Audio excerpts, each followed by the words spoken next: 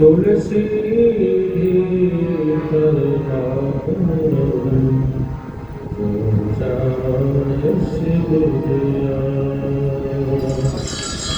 आधर मुरलिया धार के श्यामल रूप स्वरूप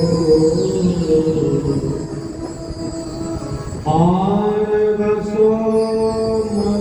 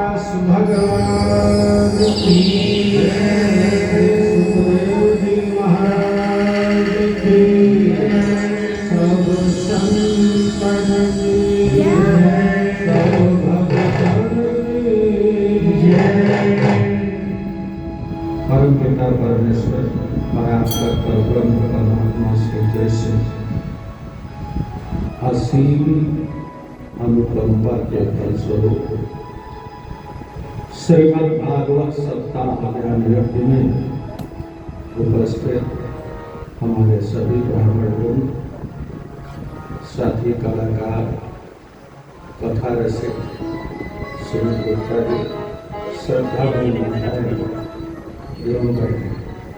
आइए आज हम सब श्रीमद् भागवत सप्ताह ज्ञान कथा यज्ञ में तीसरे दिन उपस्थित हैं।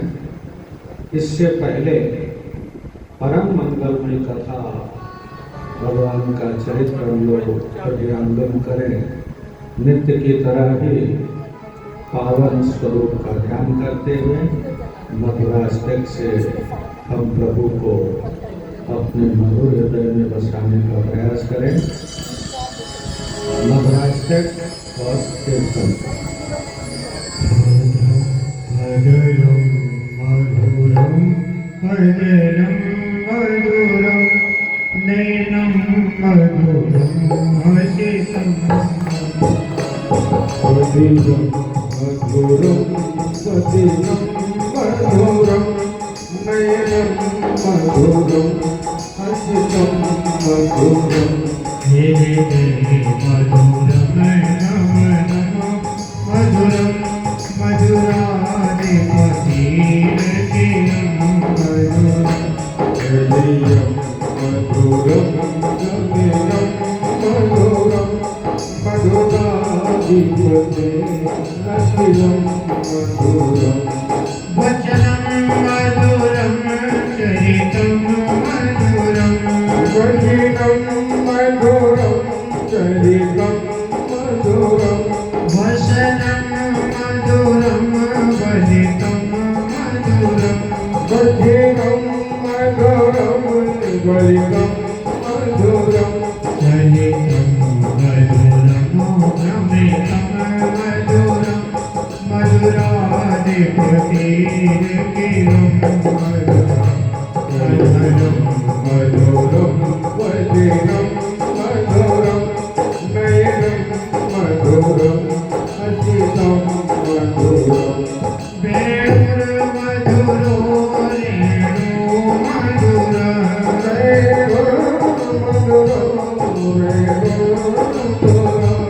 पाणिर्मधुरो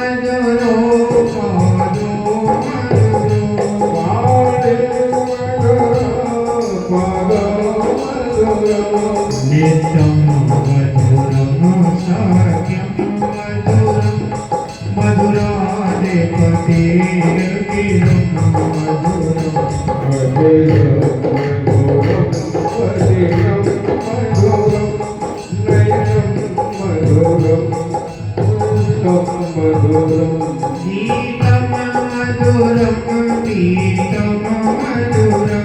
गीतं मधुरं गीतं मधुरं भोक्तं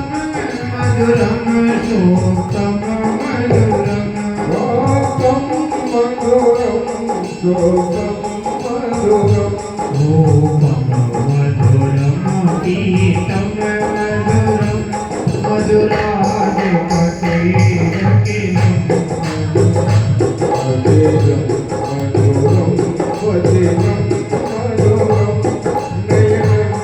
कर्णं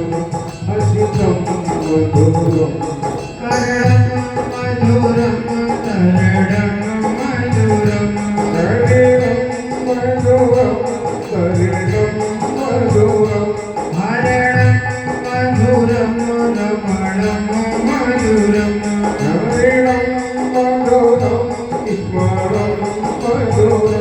भमितं मधुरं शमितं मधुरं मधुराधिपतिर्गिरं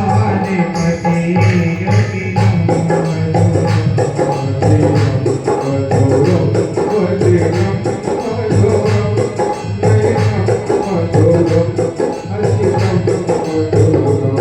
गुञ्जा मधुरा माला मधुरा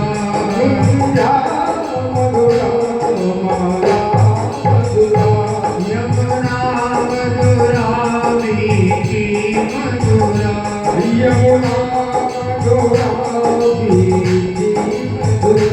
सलिलं मधुरं कमलं मधुरं मधुराधिपतिर्गिरं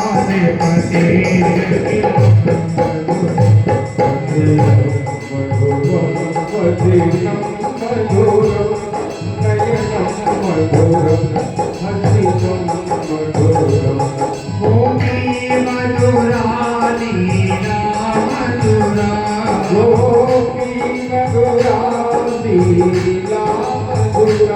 युक्तं मधुरं मुक्तं मधुरं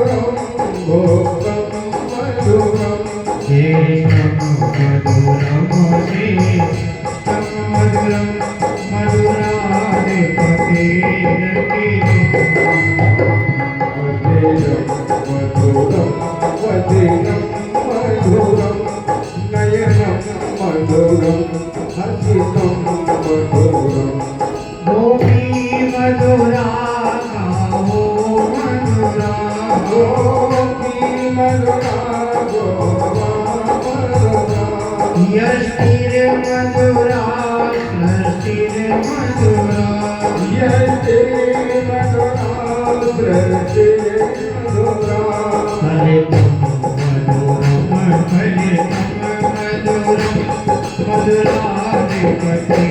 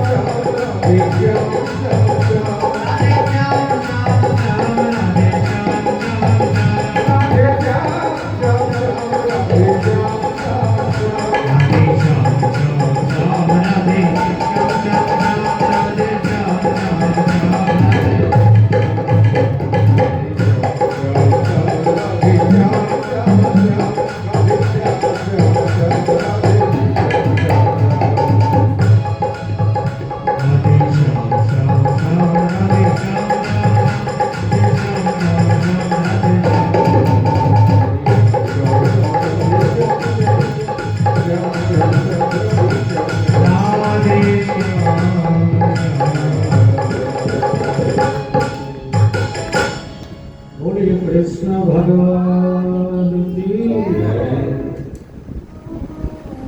आइए प्रेम और श्रद्धा से हम लोगों ने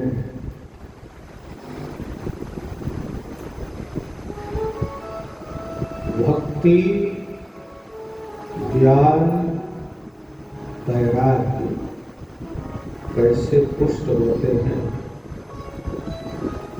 ये सुना गया है। और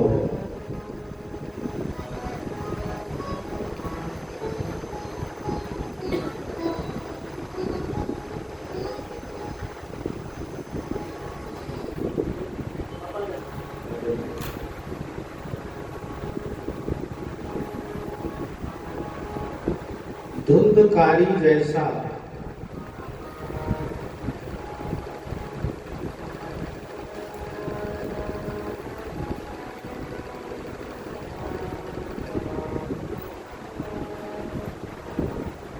अत्यंत ही पापी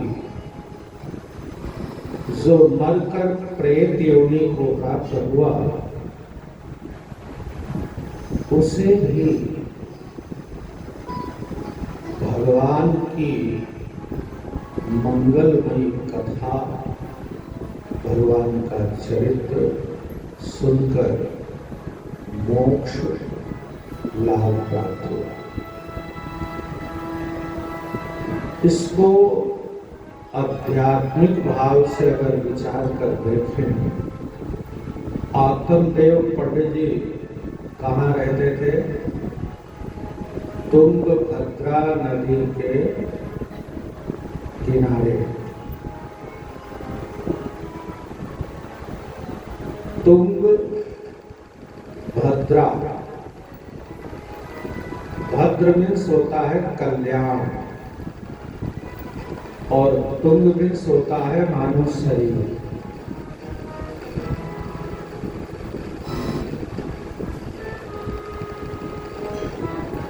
मानव शरीर ही कल्याणकारी है।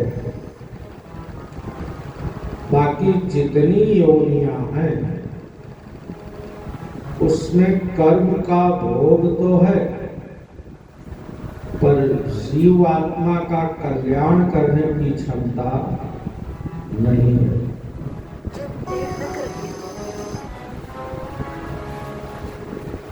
तो तुंगभद्रा नदी जो है उसके किनारे पंडित आत्मदेव। तो इस शरीर में ही हम सब की आत्मा राम रहते हैं।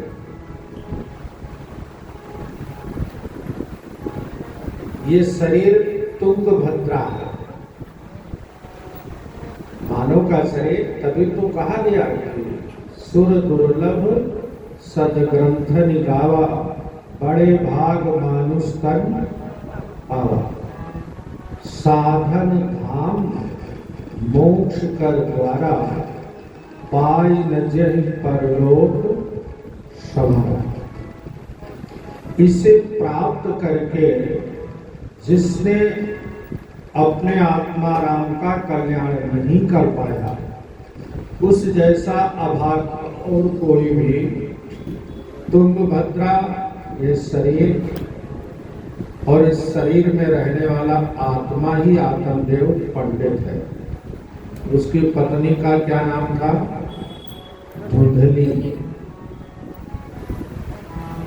धुंधली कौन? संसारिक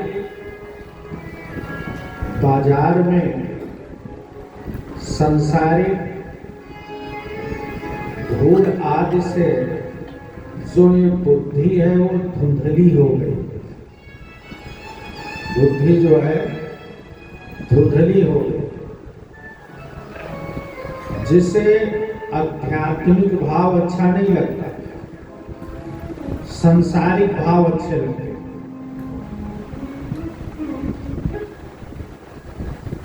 अब गोकर्ण, ध्यान दीजिए, आत्मा आत्मदेव पंडित जंगल गए। क्यों गए? पुत्र पैदा नहीं हो रहा। अब इस मानव शरीर को पाकर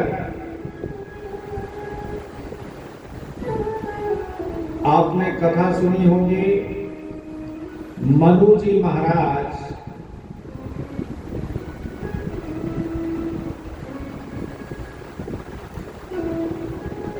जिनके यहाँ 3 पुत्री 2 बेटा,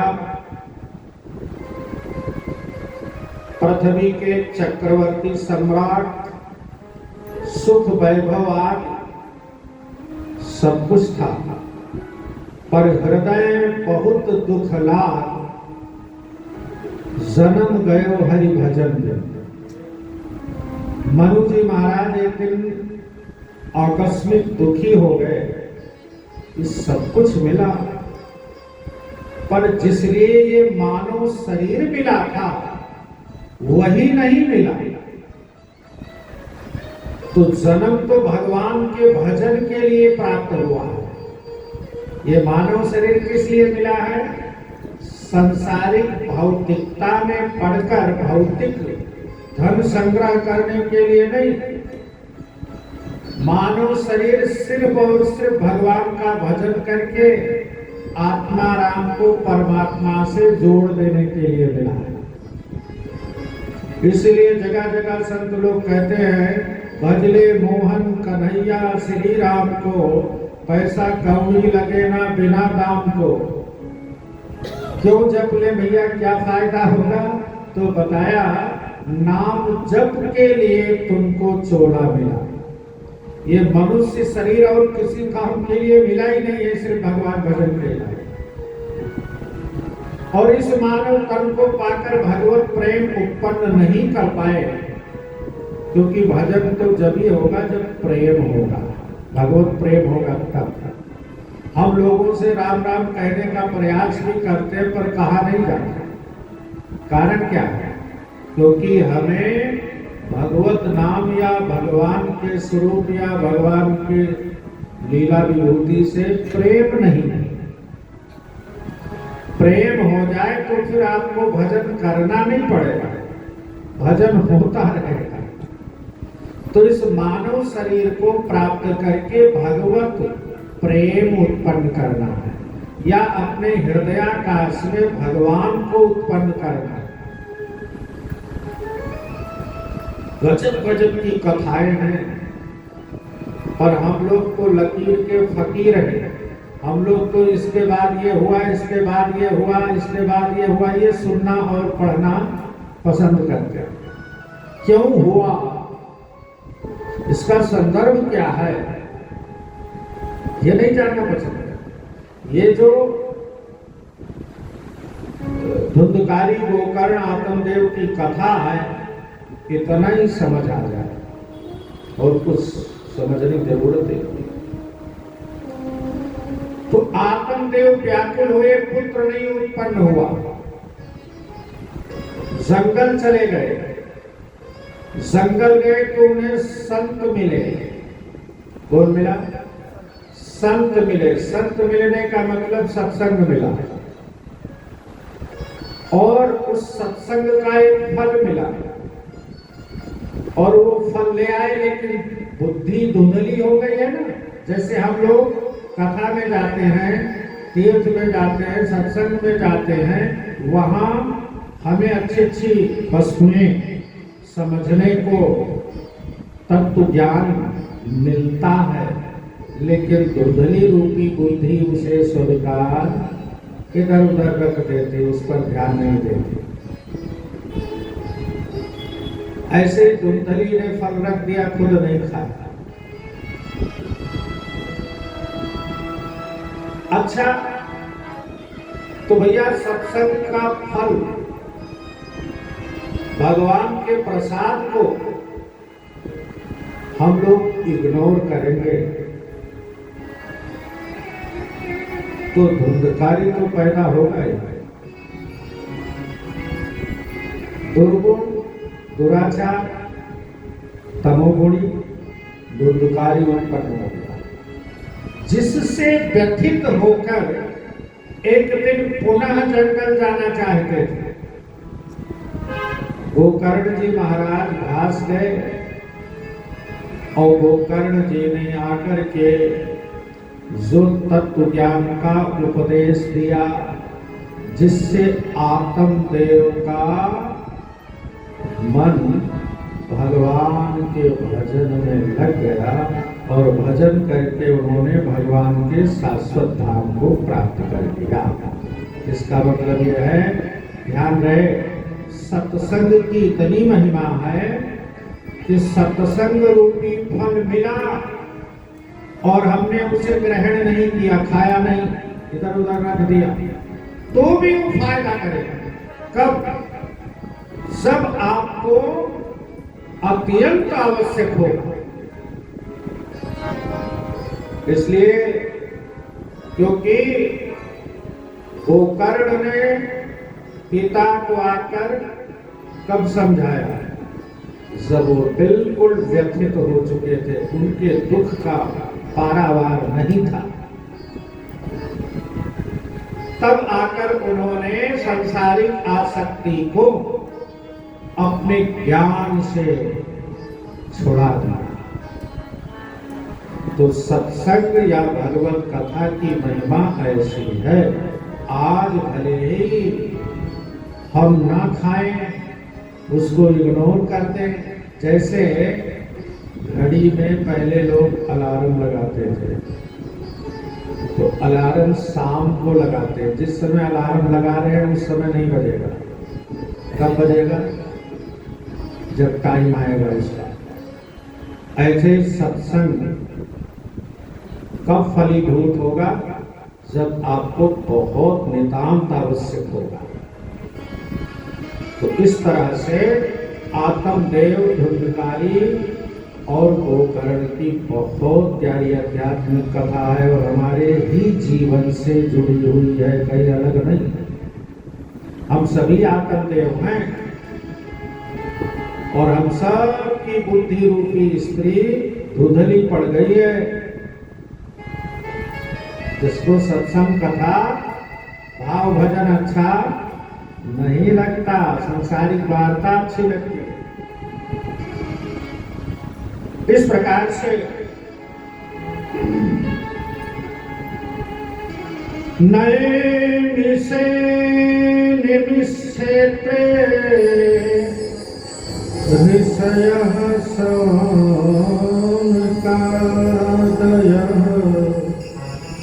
सत्रं स्वर्गाय लोकाय सहस्रसममासत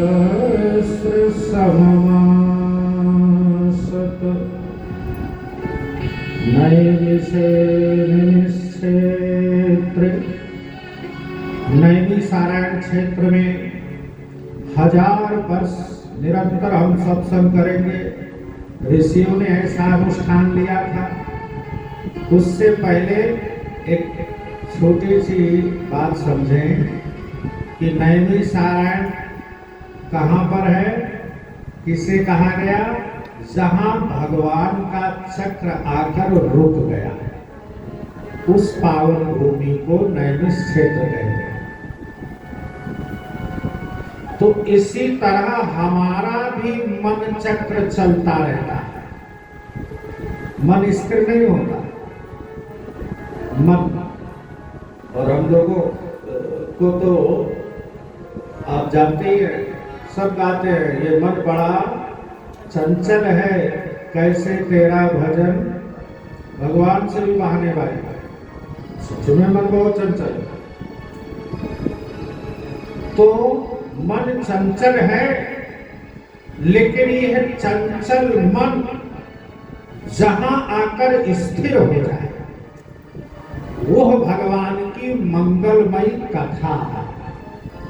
और जहां आकर, यानी कि जहां भगवान की कथा हो रही है और हमारा मन उस कथा में स्थिर हो गया, वही नैमिष क्षेत्र है, वही नैमिषारण्य है। तो नैमिषारण्य की पावन भूमि में ऋषियों का सत्र चल रहा है।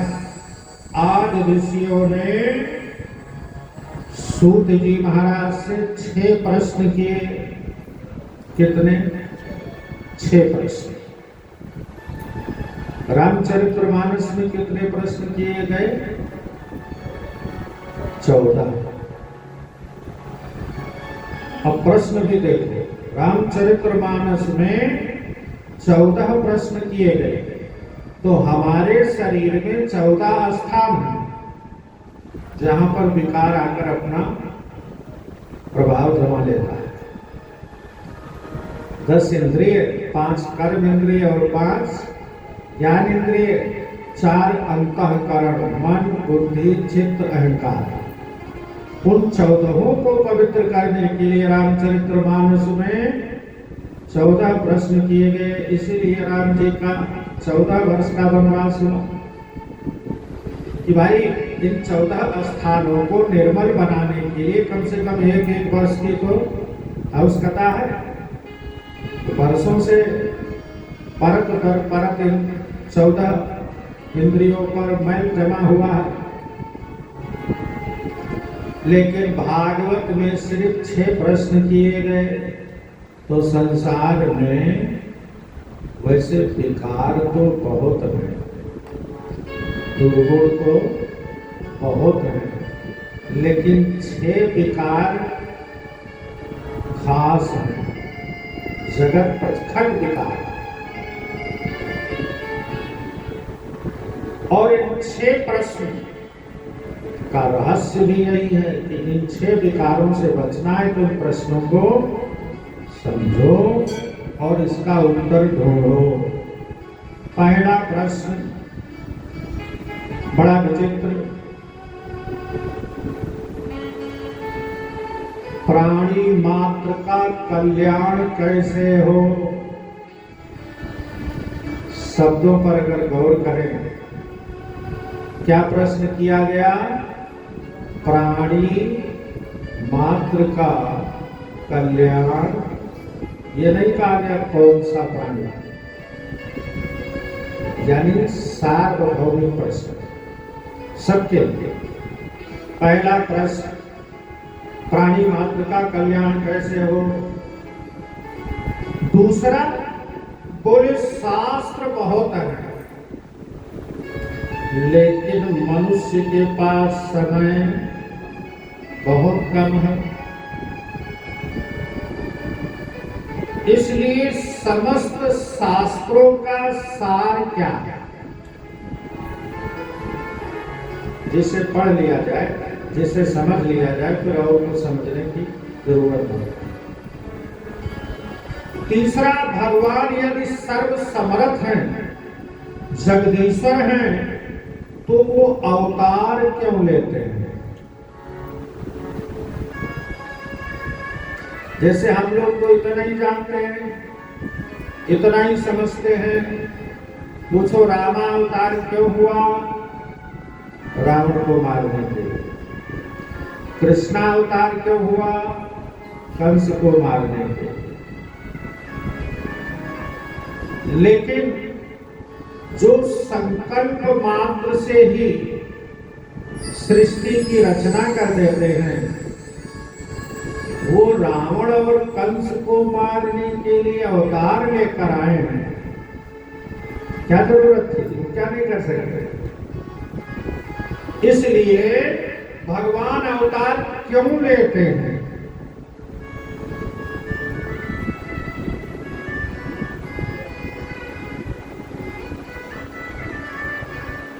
और चौथा प्रश्न, यदि भगवान ने अवतार लिए तो अभी तक कितने अवतार लिए, कहां कहां किस किस रूप में प्रभु के अवतार हुए?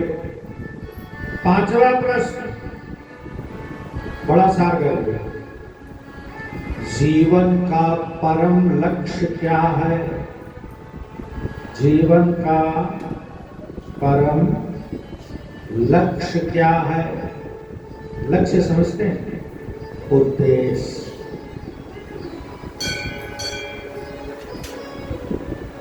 और छठा प्रश्न है, भगवान धर्म की स्थापना करने के लिए आते हैं, पर जब भगवान लीला संवरण करके चले जाते हैं तो धर्म किसकी शरण में जाता है? धर्मः कं शरणं गतः। तो धर्म कहां जाता है? कितने प्रश्न हो गए? 6। पहला कौन सा? हाजी, प्राणी मात्र का कल्याण कैसे हो? किं श्रेयः शास्त्र सारः कः?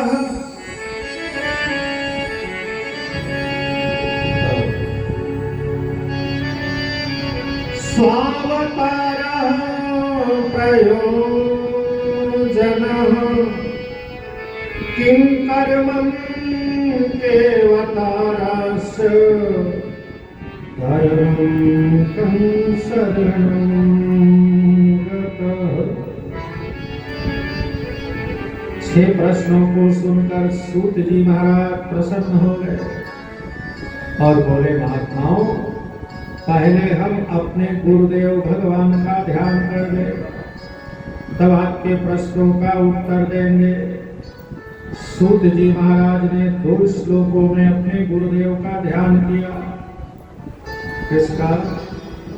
गुरुदेव। सूत जी के गुरुदेव कौन है? जानते हो? सुखदेव जी महाराज। कौन? देखो, गुरुदेव का ध्यान करके और सूत जी महाराज ने पहले प्रश्न का जवाब उत्तर देने लगे। पहला प्रश्न था, प्राणी मात्र का कल्याण कैसे हो? तो सूत जी महाराज कहते हैं कि भैया, प्राणी मात्र का कल्याण सिर्फ भगवान के पावन चरणों में प्रेम करने से होगा। पावन चरणों में प्रेम करने से होगा। जिसका प्रेम भगवान के चरणों से हो गया, एक संत जी महाराज गाते थे, भगवान तुम्हारी चरणों में यदि प्यार किसी का हो जाए, भगवान तुम्हारे चरणों में यदि प्यार किसी का हो जाए, भगवान तुम्हारी चरणों में, भगवान तुम्हारे चरणों में यदि प्रेम किसी का हो जाए, यदि प्रेम किसी का हो जाए, दो चारों की तो बात ही क्या, दो चारों की तो बात ही क्या, संसार उसी का हो जाए, संसार उसी का हो जाए। संसार भगवान के चरण में प्रेम हो जाना या भगवान के चरण में प्रेम करना ही प्राणी मात्र का कल्याण है, और कुछ करने से जीव का कल्याण हो नहीं सकता। इसलिए उस परम तत्व को जानना बहुत जरूरी है। बहुत ही ढंग से समझाया, और मनुष्य का तन मिला है तो उस ईश्वर को समझना चाहिए। उस परम तत्व के विविध रूप हैं, उस परम तत्व के विविध रूप हैं, और विविध रूपों में उसका अवतार हुआ है। 24 अवतारों का निरूपण किया गया, जिनकी चर्चा आप आगे सुनोगे। सौनक जी ने पूछा, महाराज जिस भागवत का आप हमें उपदेश दे रहे हैं, इस भागवत की रचना किसने की, कब की, कहाँ की और क्यों की? क्योंकि सबसे बड़ा धर्म भागवत धर्म है। तो सूत जी ने कहा, द्वापरे संप्राप्त तृतीये युग पर्यते जातः पाराशराद्धोगी व्याख्याद्यं कलयः।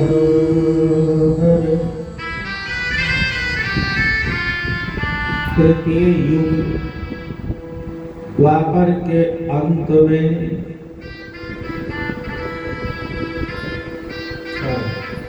कृष्ण द्वैपायन भगवान के कलावतार वेदव्यास जी का प्रागट्य हुआ।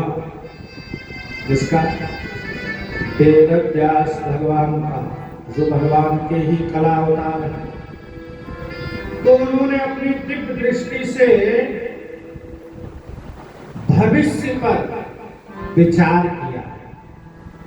भविष्य जो आने वाला समय देखा, तो घोर कलयुग के कलुषित प्राणियों को देखकर उनका चित्त अशांत हो गया।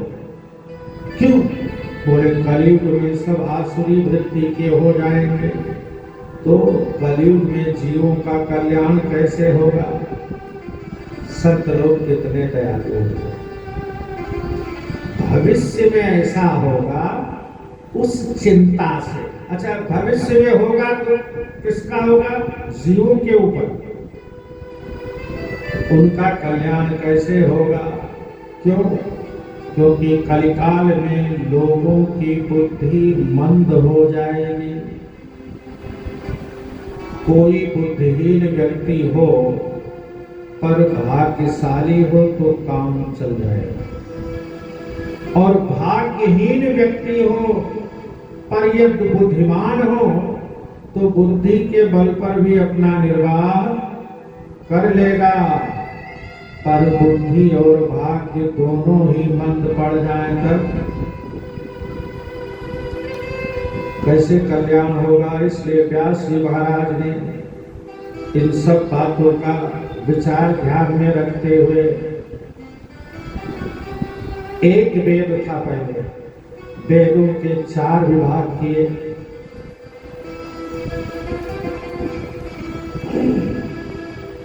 ऋग्वेद, यजुर्वेद, सामवेद और अथर्ववेद। फिर एक एक करके, क्योंकि वेद तो बड़ा क्लिष्ट व्याकरण शब्दों में है, इसको सब लोग पढ़ नहीं पाएंगे। जैसे अभी तो कलयुग की शुरुआत हुई है, अभी कोई बहुत ज्यादा नहीं, कलयुग कल प्रथम चरण 4,32,000 वर्ष आयु है कलयुग की, जिसमें अभी पहला चरण, अभी तो 500-600 साल, 5,000 साल बीते। लेकिन आज के युग में भी देख लो, आज मेरे ख्याल 90% लोगों को संस्कृत पढ़ना नहीं आता। संस्कृत छोड़ो, हिंदी ढंग से पढ़ना नहीं आता। तो वेद कौन पढ़ेगा? फिर उसको सरल बनाया, एक एक करके उन 4 वेदों की परिभाषा पुराण के रूप में रचना की।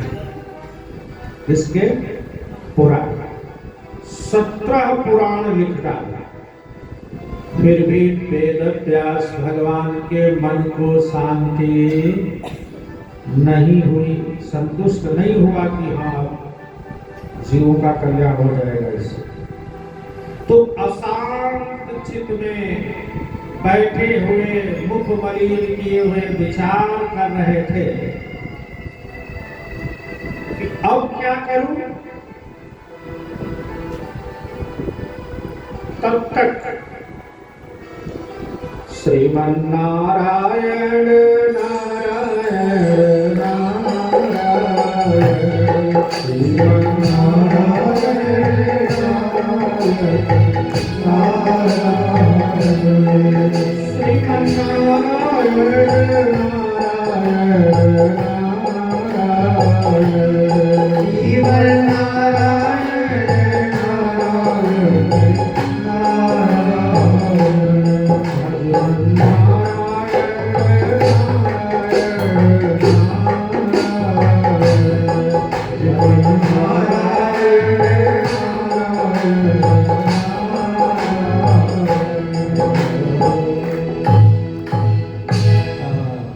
श्रीमन्नारायण नारायण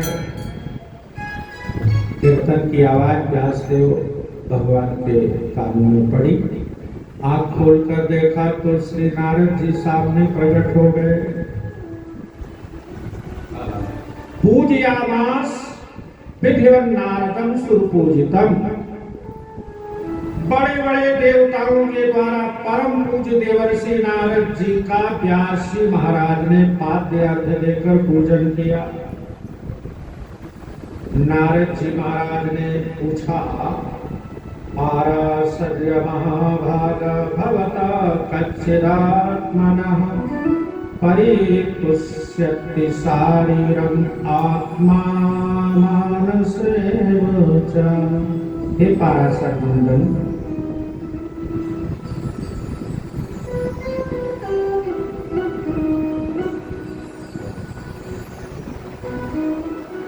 आपका चेहरा उदास क्यों है? आपका चेहरा उदास क्यों है? व्यास भगवान ने अपनी व्यथा नारद जी को समझाया तो नारद जी ने कहा कि व्यास जी, आपने वेद की परिभाषा की, पुराण के रूप में सब कुछ लिखा, लेकिन आपने गोविंद के गुण नहीं गाए। गोविंद के गुण नहीं गाए तो श्रीमद् भागवत महापुराण का उपदेश दिया नारद जी ने। किसको? व्यास भगवान। व्यास भगवान ने कहा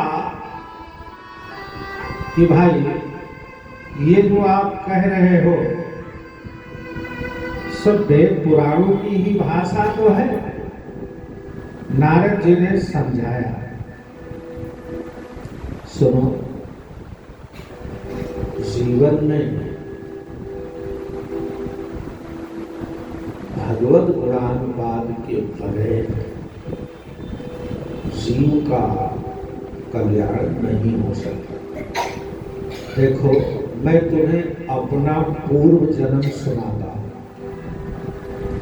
नारद जी ने व्यास भगवान को समझाने के लिए अहम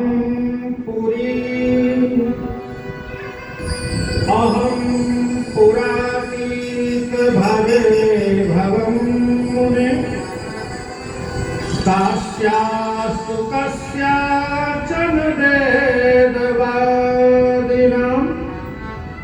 निरूपितौ बालत्रयो योगिनां सुश्रुणे प्रादृशे निर्वेक्षिता। व्यासी, मैं पूर्व जन्म में दासी पुत्र था। किसका पुत्र? दासी। मेरी माँ किसी ब्राह्मण के घर में दासी भाव से रोज काम करने जाया करती थी। मैं छोटा बच्चा था, घर में और कोई था नहीं, तो मुझे भी साथ ले जाती। अच्छा, फिर बोले एक समय की बात है, चतुर्मास चल रहा था। कौन सा मास? चतुर्मास। चतुर्मास अभी जून जुलाई से प्रारंभ होगा। आषाढ़ शुक्ल पक्ष देवशयनी एकादशी से प्रारंभ होता है और कार्तिक देव उठनी एकादशी तक रहता है। उसे कहते हैं चतुर्मास। वो भगवान के लिए सेवा पूजा के लिए बहुत उत्तम माना गया। चतुर्मास चल रहा था कि वहां संतों की टोली भगवान का भजन करते हुए जा रही थी। ब्राह्मण दंपति बड़े ही सात्विक भाव के थे।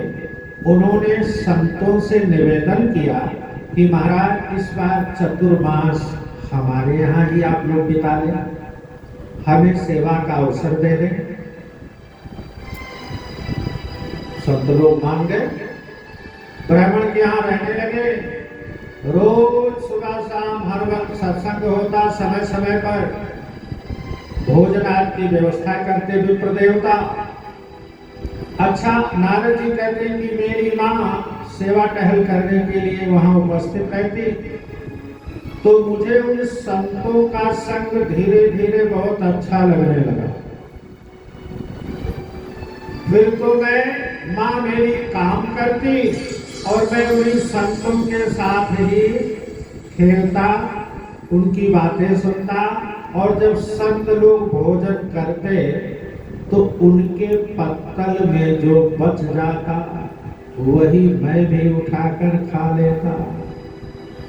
संत महात्माओं का जूठन बड़ा पवित्र कारक होता है। संत महात्माओं का बहुत पवित्र कारक। अच्छा, चतुर्मासा समाप्त हुआ, संतों की टोली जाने लगी, तो मेरा उन संतों से ऐसा लगाव हो गया कि मेरा मन नहीं माना और मैं भी उन संतों के साथ चल पड़ा। कुछ दूर साथ साथ गया तो जब संतों ने देखा मुझे आते हुए तो उन्होंने कहा क्यों भाई तू कहाँ चल पड़ा? पहले महाराज जहां आप जाओगे वही मैं जाऊंगा। संतों ने कहा नहीं नहीं ये तो बड़ा गलत होगा। क्यों? तेरी माता ने हम लोगों की 4 महीने बड़ी सेवा की। आज तेरी माता के और कोई तो है नहीं, सिर्फ तू ही है, तेरे सहारे पर ही जीवन यापन कर रही है और तुझे लेकर भी हम लोग चले जाएं तो फिर दुनिया क्या कहेगी कि संतों को सच में मोह माया कुछ नहीं होता? बताओ। तो बोले बहुत आग्रह करने पर संतों ने समझाया कि जब तक तेरी मां जीवित है तब तक तो मां के साथ रहो, जब तेरी मां पधार जाए तब मैं तुझे अपने साथ ले लूंगा।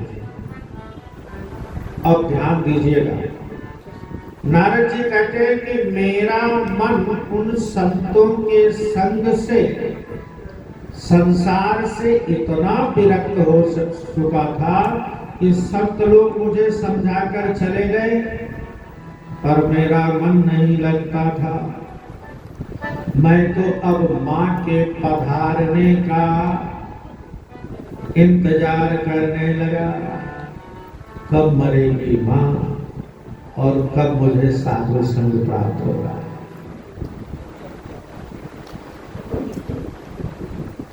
संयोग से एक दिन नारद जी कहते हैं कि मैं बालकों के साथ खेल रहा था, तब तक एक बालक दौड़ कर आया और उसने बताया शाम के समय गौ दूहन के समय मेरी माँ गौ दूह रही थी कि एक सांप ने डस लिया और माता जी चल बस गए। तो एक बालक ने आकर जैसे ही बताया कि तू यहाँ खेल रहा है तेरी माँ तो नारद जी कहते हैं कि जैसे मेरे कानों में ये शब्द पड़ा कि माँ मर गई तो इतनी खुशी हुई मेरे मन को कि मैं तो उछल पड़ा। लेकिन फिर ध्यान आया कि अरे नहीं खुशी मनाना ठीक नहीं, नहीं तो संसार के लोग क्या कहेंगे, संसार के लोग। और ये सच्चाई है, ये नारद जी अपनी सच्चाई प्रकट कर रहे हैं। लेकिन सच यही है कि आज किसी के मरने पर अगर घर वाले रोते भी हैं तो इसलिए नहीं रोते कि जो चला गया है उसके दुख में, नहीं रोते किस लिए हैं?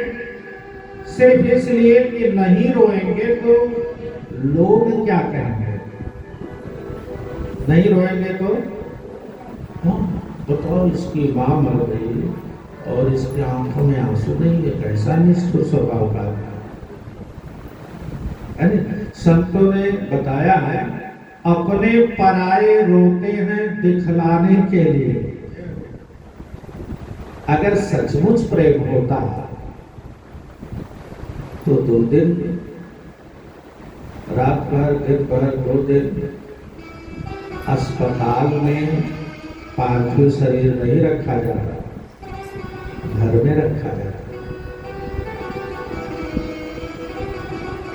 खैर मैंने मां की अंत्येष्टि क्रिया की और मैं निवृत्त हुआ संसारिक क्रिया करके।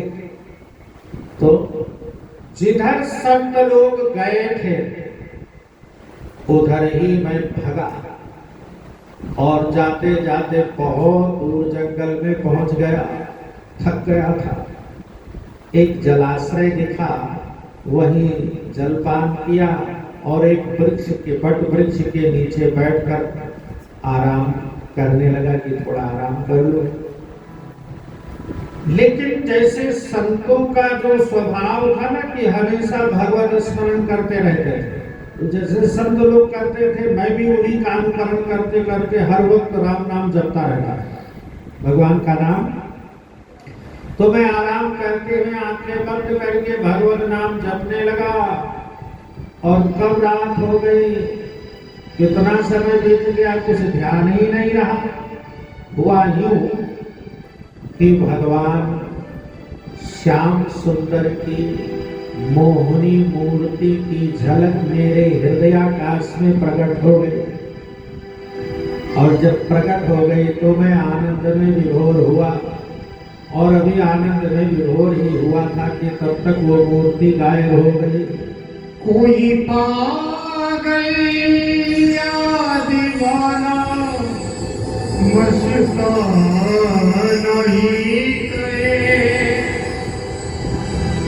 कोई पागल या दीवाना मस्ताना ही करे। ऐसी बातों को अब सहने की कैसी हो गई। राधे राधे राधे तेरे की आदत कैसी हो गई। राधे राधे राधे तेरे की आदत कैसी हो गई। श्री जी के चरणों में रहने की, श्री जी के चरणों में रहने की आदत कैसी हो गई। राधे राधे आदत कैसी हो गई।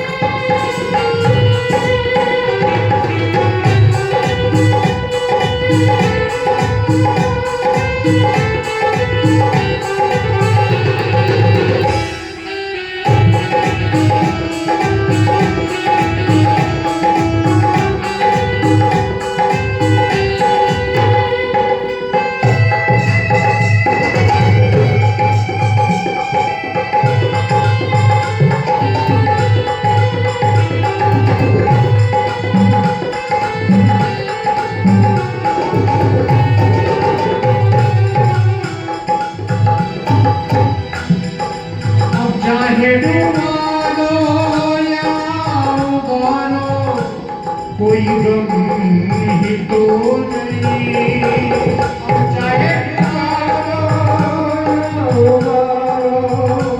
कोई गम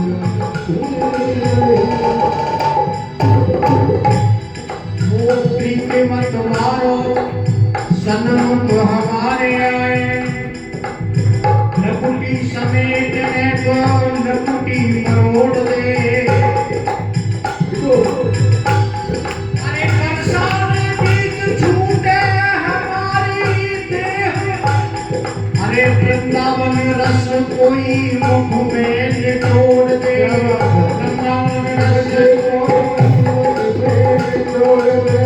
वृंदावन रस कोई मुख में निचोड़ दे। वृंदावन रस कोई मुख में निचोड़ दे। एक बार अयोध्या, दो बार द्वारिका,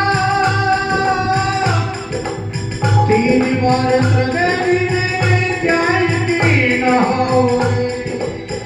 चार बार चित्रकूट, 9 बार नासिक, 12 बार बद्रीनाथ घूमे घूमे आओगे। 2 बार काशी की नारायणाथ नागेश्वरी, मन जहाँ जहाँ तुम वहीं जग जाओगे। होते ही प्रत्यक्ष यहाँ दर्शन राधे कृष्णा के। सुंदर वृंदावन जैसा आनंद नहीं पाओगे। वृंदावन जैसा आनंद नहीं पाओगे। वृंदावन जैसा आनंद नहीं पाओगे। अब चाहे कोई गम ही तो नहीं।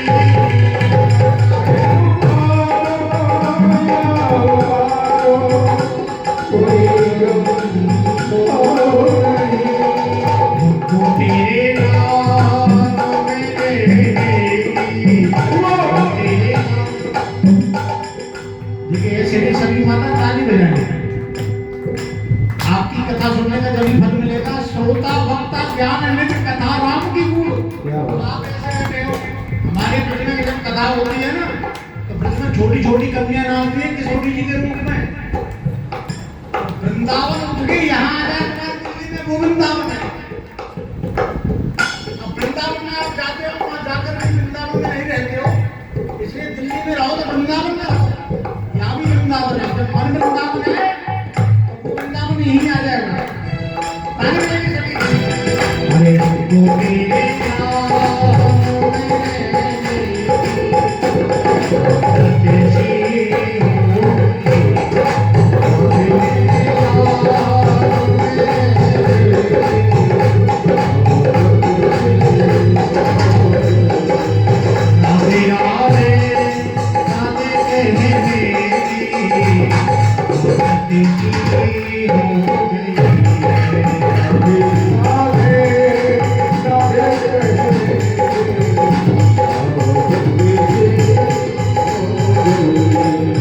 मेरी फरियाद पे न तुमने कोई गौर ही किया। फरियाद पे तुमने गौर ही किया। मेरी फरियाद पे तुमने कोई गौर ही किया। मेरी फरियाद पे तुमने कोई गौर ही किया। अरे बीती बातों को तो जाने दी।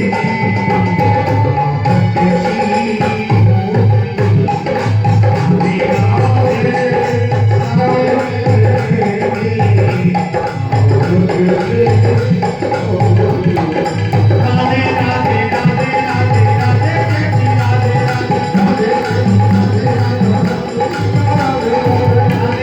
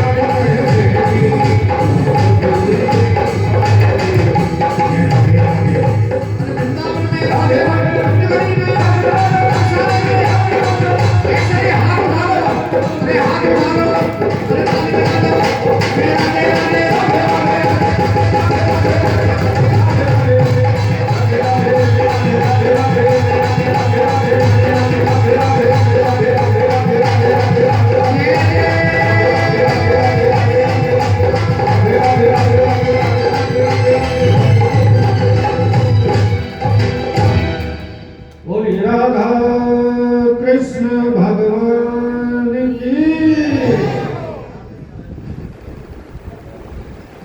तो नारद जी कह रहे हैं कि जैसे ही गोविंद का दिव्य मूर्ति का झलक हृदय में हुआ और मैं उस झलक में ही आनंदित होने लगा कि भगवान की मूर्ति गायब हो गई। और जैसे ही मूर्ति अंदर से गायब हुई तो नारद जी कहते हैं जैसे सांप की मणि खो जाए, ऐसे छटपटाने लगा। आंख खोलकर देखा तो कोई नहीं, लगा रोने। और भगवान के विरह में इतना रोया कि भगवान ने आकाशवाणी की, अभी तुम कच्चे योगी हो,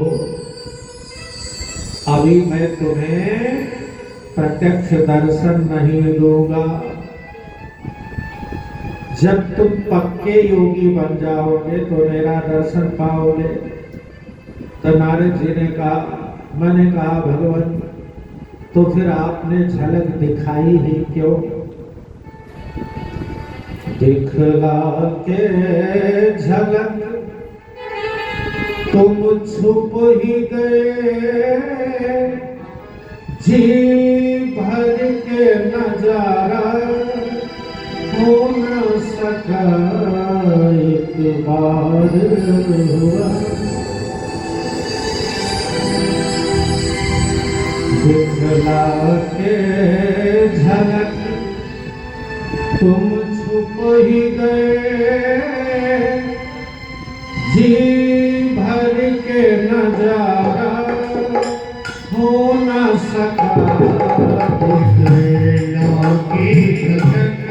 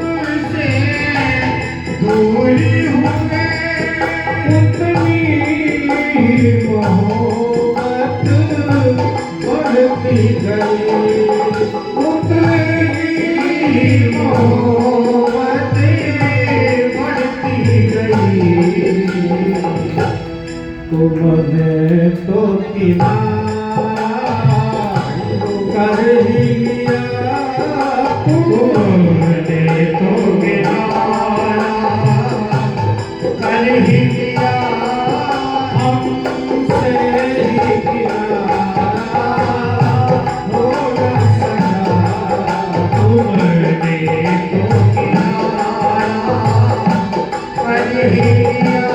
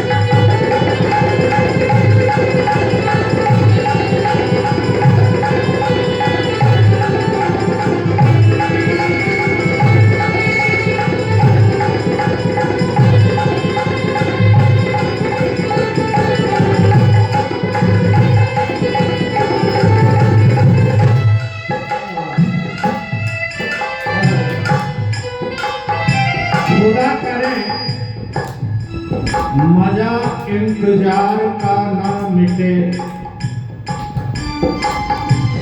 मेरे सवाल का वो दे जवाब बरसों में तूफान की आंधी ऐसे चले